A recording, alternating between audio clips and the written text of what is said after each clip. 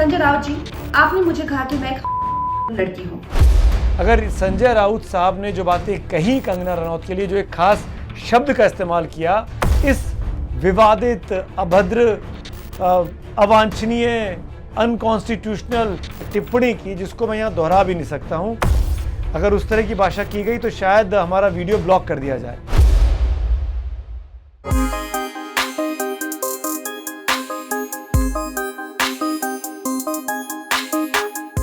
नमस्कार दोस्तों, आजकल दो खबरें सबसे अधिक छाई हुई हैं तमाम टीवी चैनल्स पर, अखबारों में भी, और वो है, दोनों खबरें जुड़ी हुई हैं आपस में दरअसल, सुशांत सिंह राजपूत की संदिग्ध मौत के बारे में और उस पर हो रही प्रतिक्रियाओं के बारे में। एक कहानी में रिया चक्रवर्ती हैं तो दूसरी कहानी में कंगना रनौत हैं। दोनों बॉलीवुड की एक्ट्रेस हैं, एक सुपरस्टार हैं और एक उभरती सितारा हैं। दोनों महिलाएं हैं। एक कहानी में महिला विलन है तो दूसरी कहानी में कंगना रनौत को परेशान किया जा रहा है, उनके खिलाफ राजनीति शुरू हो गई है। एक एक करके दोनों के बारे में बात करता हूं। पहले कंगना के बारे में बात करते हैं, फिर रिया के बारे में बात करते हैं। कंगना रनौत ने लगातार इस पूरे मुहिम में एक तरीके से मोर्चा खोला हुआ है, ये कहते हुए कि सुशांत सिंह राजपूत के खिलाफ ज्यादती हुई, उनको खुदकुशी के लिए उकसाया गया और उसकी पूरी जांच होनी चाहिए। और कंगना रनौत तब से लेकर आज करीब 90 दिन होने आ रहे हैं जब से सुशांत सिंह राजपूत की खुदकुशी की खबर आई थी। कंगना रनौत शुरुआत का एक आध हफ्ता छोड़कर लगातार इस बात पर फर्म है कि इस मामले की जांच केंद्रीय एजेंसियों से होनी चाहिए, जो कि अब हो रही है, जिसमें सीबीआई, ईडी और एनसीबी इन्वॉल्व हैं। लेकिन कंगना की इस मुखर आवाज़ में उन्होंने कुछ ऐसी बातें की जो महाराष्ट्र की सरकार को और ख़ासकर महाराष्ट्र की पुलिस के लिए काफ़ी विरोधाभासी थी, काफ़ी उनको तकलीफ देने वाली थी, जिसको शिवसेना ने, जो कि सरकार चला रही है, उद्धव ठाकरे जिसके नेता हैं और मुख्यमंत्री हैं राज्य के, उन्होंने दिल पे ले लिया और उनके बचाव में उतरे संजय राउत, उनके सबसे ख़ास सिपहसालार, जो कि सामना अखबार के संपादक भी हैं। संजय राउत साहब के बारे में बता दूं मैं पहले आपको कि वो राज्यसभा के सदस्य हैं, कई सालों से पार्लियामेंटेरियन हैं, सांसद हैं, लेकिन उन्होंने कंगना रनौत के बारे में एक ऐसी अभद्र टिप्पणी की जिसको मैं यहाँ दोहरा भी नहीं सकता हूँ, जो कि असंसदीय है। अगर उस तरह की भाषा की गई तो शायद हमारा वीडियो ब्लॉक कर दिया जाए, इसलिए उस शब्द को तो नहीं दोहराऊंगा मैं। लेकिन मैं ये ज़रूर कहूँगा कि संजय राउत जैसे, उनको मैं कई सालों से जानता हूँ, वो उनको गुस्सा आता है, बिल्कुल ठीक बात है, लेकिन गुस्से में आकर वो अभद्रता करेंगे ये बहुत कम होता है उनसे। इस बार उन्होंने अभद्रता की है, इस बार उन्होंने वो टिप्पणी की है जो किसी को भी पसंद नहीं आएगी, किसी को भी। अगर संजय राउत साहब ने जो बातें कही कंगना रनौत के लिए, जो एक खास शब्द का इस्तेमाल किया, अगर वो अपने ही घर में पूछें अपने परिजनों से, मैं माफ़ी के साथ कह रहा हूँ संजय जी, आप मुझे जानते हैं, मैं आपको जानता हूँ, क्या आप स्वीकार होगा कोई इस तरह की संज्ञा, कोई इस तरह का शब्द आपके परिजनों के लिए कहे? आपको भी गुस्सा आएगा, आप भी तिलमिलाएंगे, जैसा कि कंगना ने बाद में कहा आपके खिलाफ। पहले कंगना ने क्या कहा उसको सुनिए। संजय राउत जी, आपने मुझे कहा कि मैं एक लड़की हूँ। आप एक सरकारी मुलाजिम, एक मंत्री, आप तो जानते ही होंगे कि इस देश में हर दिन नहीं, हर घंटे कितनी लड़कियों के बलात्कार हो रहे हैं, कितनी लड़कियों का शोषण किया जा रहा है। इसका जिम्मेदार है ये जो मानसिकता आपने, जिसका भौंडा प्रदर्शन पूरे समाज के सामने, पूरे देश के सामने किया है, वो मानसिकता इसकी जिम्मेदार है। जब आमिर खान जी ने कहा था मुझे इस देश में डर लगता है, तब उनको किसी ने नहीं कहा, या जब नसीरुद्दीन शाह जी ने कहा था तब उनको किसी ने नहीं कहा। जो मुंबई पुलिस की मैं तारीफ करते हुए नहीं थकती थी, आप देख लीजिए मेरे पुराने कोई भी इंटरव्यूज, आज जब वो पालघर की लिंचिंग में साधुओं को के सामने वो कुछ नहीं करते हैं, खड़े रहते हैं, या एक लाचार बात जैसे कि सुशांत के पिताजी उनकी एफआईआर नहीं लेते हैं, मेरी स्टेटमेंट नहीं लेते हैं, तो इस प्रशासन के चलते हुए अगर मैं उनकी निंदा करती हूँ, ये मेरी अभिव्यक्ति की आजादी है, मैं उनकी निंदा करती हूँ। संजय जी, मैं आपकी निंदा करती हूँ, आप महाराष्ट्र नहीं है, आप ये नहीं कह सकते कि मैंने महाराष्ट्र की निंदा की। और संजय जी, मैं 9 सितंबर को आ रही हूँ, आपके लोग कह रहे हैं कि आप लोग मेरा जबड़ा तोड़ देंगे, आप लोग मुझे मार डालेंगे। आप लोग मुझे मारिए, क्यों? क्योंकि इस देश की जो मिट्टी है वो ऐसे ही खून से सींच कर इस देश की जो गरिमा है और अस्मिता के लिए न जाने कितने लोगों ने अपनी जान दी है, और हम भी देंगे संजय जी, हम भी देंगे, क्योंकि हमको भी वो कर्ज निभाना है। मिलते हैं 9 सितंबर को। जय हिंद, जय महाराष्ट्र। कंगना रनौत का ये जो रौद्र रूप आप देख रहे हैं, ये दरअसल इसीलिए है क्योंकि संजय राउत महाराष्ट्र पुलिस का बचाव करते करते कंगना के खिलाफ इस विवादित, अभद्र, अवांछनीय, अनकॉन्स्टिट्यूशनल सब शब्द का इस्तेमाल कर गए, जिसकी वजह से उनके खिलाफ रोष बढ़ा। यहाँ तक कि वो तमाम आवाज़ें जो कंगना के साथ अमूमन नहीं खड़ी होती थीं, वो भी संजय राउत को बोलने लगे कि आपको अपने शब्दों के लिए माफ़ी मांगनी चाहिए। बात ख़राब यहाँ पे हुई कि संजय राउत साहब ने इसके बावजूद भी माफ़ी मांगने से इनकार कर दिया। कहा कि पहले कंगना से माफ़ी मंगवाओ, जो उन्होंने मराठी अस्मिता पे कहा है, फिर मैं माफ़ी मांगूंगा, फिर मैं सोचूंगा, माफ़ी मांगूंगा नहीं, सोचूंगा। क्या कहा था संजय राउत ने, उसको भी सुन लीजिए। अगर वो लड़की माफी मांगेगी महाराष्ट्र की तो मैं सोचूंगा। वो लड़की अगर मुंबई को मिनी पाकिस्तान बोलती, क्या वो उसकी हिम्मत है अहमदाबाद को मिनी पाकिस्तान बोलने की? अगर मुंबई के बारे में, महाराष्ट्र के बारे में कोई भी व्यक्ति जो मुंबई में रहती है, मुंबई में खाते हैं, पीते हैं, मुंबई में बड़े होते हैं, कोई भी व्यक्ति के बारे में बोल रहा हूँ मैं, अगर मुंबई के बारे में, मराठी मानुस के बारे में इस प्रकार का अभद्र भाषा का इस्तेमाल कोई भी करता है, कोई भी अगर हमारे में से कोई करता है, तो मैं भी यही कहूँगा, महाराष्ट्र की माफ़ी मांगो, मुंबई की माफ़ी मांगो। आलम यह हो गया कि कंगना रनौत को अब 9 तारीख को मनाली से मुंबई वापस लौटना है। वो डंके की चोट पर ट्वीट कर कह रही है कि किसी के बाप में हिम्मत है तो मुझे रोक के दिखा दे। अब वो लड़ने के मूड में आ गई हैं। उनको दिखने लगा है कि इसमें उनको काफ़ी सारा लोग जो है उनके पीछे, उनके साथ खड़े हो सकते हैं।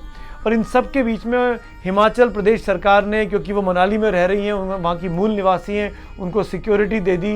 दिल्ली की सरकार ने भी आज उनको, केंद्र सरकार ने Y+ सिक्योरिटी दे दी। और Y+ सिक्योरिटी का मतलब ये होता है कि कंगना अब हिंदुस्तान में जहाँ भी जाएंगी वहाँ पे उनको सुरक्षा सरकारी खर्चे पर प्रदान की जाएगी। यानी जिस राज्य में वो गई है उस राज्य की पुलिस अब कंगना के साथ उनकी सुरक्षा में रहेगी। तो ऐसे में जब कंगना 9 तारीख को मुंबई पहुंचेंगी तो मुंबई की पुलिस, जिसको लेके कंगना अभी तक कोस रही थी, कह रही थी कि वो POK और तालिबान जैसी बात कर रही थी, उस वक्त में मुंबई पुलिस, जिसका काम ये था कि वो कंगना को प्रोटेक्शन देती, उसके लिए ऊपर से दिल्ली से आदेश आ गया। क्योंकि महाराष्ट्र की सरकार पर शक हो गया था कि क्या महाराष्ट्र की सरकार कंगना को सपोर्ट करेगी, उनकी मदद करेगी या नहीं करेगी। तो Y+ सिक्योरिटी से कंगना को ज़रूर राहत मिली होगी। और कंगना को वैसे भी आपको याद होगा कि झांसी की रानी उन्होंने फिल्म की थी मणिकर्णिका, गुस्सैल है, तेज़ तर्रार है, अपनी बात पुरजोर तरीके से रखती हैं। और इस बार तो संजय राउत साहब की गलती है। तो ऐसे में कंगना रनौत का रौद्र रूप रखना, एग्रेसिव हो जाना, डोमिनेट करना इस पूरे मुद्दे पर उनको कहीं ना कहीं उनके साथ सिंपैथी को भी जोड़ रहा है। तो इसका फ़ायदा उनको इस पूरे मामले में हमदर्दी के तौर पर भी हो रहा है और सियासी तौर पर भी होगा। जिस तरीके से बीजेपी उनको सपोर्ट करती नज़र आ रही है शिवसेना को ठीक करने के लिए। अब दूसरी कहानी पे आता हूँ, रिया चक्रवर्ती की। रिया चक्रवर्ती जिन्होंने ट्वीट किया था जब इस जांच के दौरान कि मैं गर्लफ्रेंड हूँ सुशांत सिंह राजपूत की और मैं अपील करती हूँ, अमित शाह को टैग किया, गृह मंत्री को, कि आप इसकी CBI जांच कराइए। वो अब ये कहती हैं अपने तमाम इंटरव्यूज़ में कि किसी भी तरीके से वो सुशांत सिंह राजपूत के इस मामले में, जिसको खुदकुशी कहा जाए, मौत कहा जाए, संदिग्ध मौत कहा जाए, इन्वॉल्व नहीं है। अपने आप को वो इनोसेंट बताती आ रही थी। कई सारे उन्होंने इंटरव्यूज़ दिए, आपने देखे होंगे, पढ़े होंगे। हर वक्त उन्होंने कहा कि मैं इनोसेंट हूँ, मैं मासूम हूँ, क्योंकि मैं तो 8 जून को घर छोड़ के चली गई थी। सुशांत की मौत 14 जून को हुई और 8 से 12 तारीख तक उनकी बहन मीतू वहाँ रहती थी। तो मीतू दीदी जानती होंगी कि क्यों सुशांत ने खुदकुशी की। अपने आप को पाक साफ दिखाने की कोशिश करती रहीं इस पूरे मामले में रिया चक्रवर्ती की वो इनोसेंट है, वो मासूम है। लेकिन कल जब पहली बार उनकी पूछताछ के लिए NCB ने बुलाया तो ये एंटिसिपेट किया जा रहा था कि अपनी गिरफ्तारी से बचने के लिए रिया चक्रवर्ती और उनके जो वकील है सतीश माने शिंदे, वो एंटिसिपेटरी बेल लगाएंगे ताकि उनको अरेस्ट आसानी से ना हो। उनको एंटिसिपेटरी बेल में यही होता है कि आपको बताना पड़ता है कि आप क्यों अरेस्ट करना चाहते हैं, पहले इन्फॉर्म करना होता है। अचानक आप किसी को अरेस्ट नहीं कर सकते। तो आपको एंटिसिपेटरी बेल अगर आपके पास है तो आपको अचानक गिरफ्तार नहीं किया जा सकता। लेकिन कल सतीश मान शिंदे का ये मैसेज देखिए, क्योंकि रिया ने सुशांत से प्यार किया था और अगर प्यार की सज़ा जेल जाना है तो वो जेल जाने को उनको मंजूर है। वो जेल जाने से नहीं हिचकिचाएंगी, वो एंटीसिपेटरी बेल लेकिन नहीं लेंगी।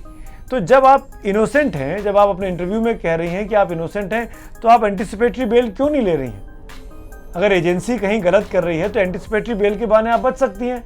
पर यह कहना कि मैं एंटीसिपेटरी बेल नहीं लूँगी, ये कह के तो आप कहीं ना कहीं विक्टिम कार्ड खेलना चाह रही हैं, हमदर्दी पाना चाह रही हैं उन तमाम लोगों की जो इस मामले को बहुत ध्यान से फॉलो कर रहे हैं। क्योंकि आज घर घर में ये चर्चा का विषय है कि सुशांत सिंह मामले में किसकी गलती है, रिया की वजह से खुदकुशी की गई या रिया उस कथित मर्डर में इन्वॉल्व थी। ये तमाम थ्योरीज हर घर घर में चर्चा का विषय है। तो रिया चक्रवर्ती का, उनके वकील का ये कह देना कि वो कुर्बान होने को तैयार है अपने प्यार की खातिर, वो जेल जाने को तैयार है अपने प्यार की खातिर। अरे भाई, सुशांत सिंह राजपूत एक 34-35 साल का लड़का इस दुनिया से चला गया है और ये किसी को नहीं पता कि वो खुदकुशी की है या खुदकुशी की तरफ उसको धकेला गया या मर्डर कर दिया, आज 85, 86, 87 दिनों के बाद भी। तो इन परिस्थितियों में जो लड़की पे शक जा रहा है, वो लड़की ये कहे कि मैं इनोसेंट हूँ और फिर अगले दिन कहे कि मैं बेल नहीं लूंगी, मैं प्यार की खातिर ये कर रही हूँ, तो कौन सा रूप रिया चक्रवर्ती का ठीक है? क्या कहना चाहती है रिया चक्रवर्ती और उनके वकील? क्या इस तरह की हमदर्दी पाकर रिया चक्रवर्ती अपने आप को बहुत महान और बहुत बड़ा बना लेंगी? क्या हिंदुस्तान की आवाम जो लगातार इस केस को फॉलो कर रही है वो रिया चक्रवर्ती की बातों में आएगी? इसको सोचिएगा ज़रूर। मैं सिर्फ सवाल खड़े करके जा रहा हूँ। अगर आप इनोसेंट हैं तो घबराती क्यों हैं? आपको कहना चाहिए, जैसा कि आपने इंटरव्यूज़ में कहा कि मैंने कोई गलत काम नहीं किया, मैं तो उनकी मदद करना चाहती थी, मैं तो उनको ड्रग्स से बाहर निकालना चाहती थी। ड्रग्स के सवाल से मुझे याद आया, जब उनसे उस इंटरव्यू में पूछा गया ड्रग के सवाल, तो उन्होंने कहा कि सुशांत लेते थे, मतलब सुशांत जो थे वो नशेड़ी थे, मैं नहीं लेती थी, मैंने आज तक नहीं ली, मैं अपना ब्लड टेस्ट कराने को तैयार हूँ। तो फिर वो व्हाट्सएप चैट क्या है जो आपकी और शौविक आपके भाई के बीच में है? वो व्हाट्सएप चैट क्या है जो सैमुअल मिरांडा के साथ आप मंगा रही थी? वो व्हाट्सएप चैट क्या है जो गौरव आर्या के साथ आपने 3-4 साल पहले की थी कि मैंने एक बार LSD और MDMA टेस्ट किया हुआ है, स्वाद चखा हुआ है? सिंपैथी ऐसे नहीं मिलती है। अगर आप अपने आप को इनोसेंट साबित कर सकती हैं तो बहुत अच्छी बात है, लेकिन अगर आप गुनहगार हैं, अगर आपकी वजह से सुशांत ने ड्रग्स लेनी शुरू की, अगर आपकी वजह से सुशांत का परिवार सुशांत से दूर हुआ, अगर आपकी वजह से सुशांत के घर में काम करने वाले लोग सुशांत से दूर किए गए, अगर आपने सुशांत की दवाइयों का प्रिस्क्रिप्शन परिवार के साथ शेयर नहीं किया, अगर आप सुशांत के परिवार के को सिर्फ उनके पैसों की खातिर उनसे दूर कर रही थी, तो क्या होगा? ये तमाम ऐसे सवाल हैं जिनके जवाब रिया चक्रवर्ती को देने हैं। कहीं ना कहीं आपका ये जो वकीलों के द्वारा रचा गया ड्रामा है वो दरअसल बहुत ही भद्दा, बहुत ही घिनौना और बहुत ही ख़तरनाक है। इससे फ़ायदा कम और नुकसान आने वाले दिनों में ज़्यादा हो सकता है। ठीक वैसे ही जैसे आपने गिने चुने अपने पसंद के चैनलों को इंटरव्यू दिया, वैसे ही आपको ये मोहरा जो आपका चला है ये भी कहीं उल्टा साबित ना हो जाए। धन्यवाद। ABP न्यूज़ आपको रखे आगे।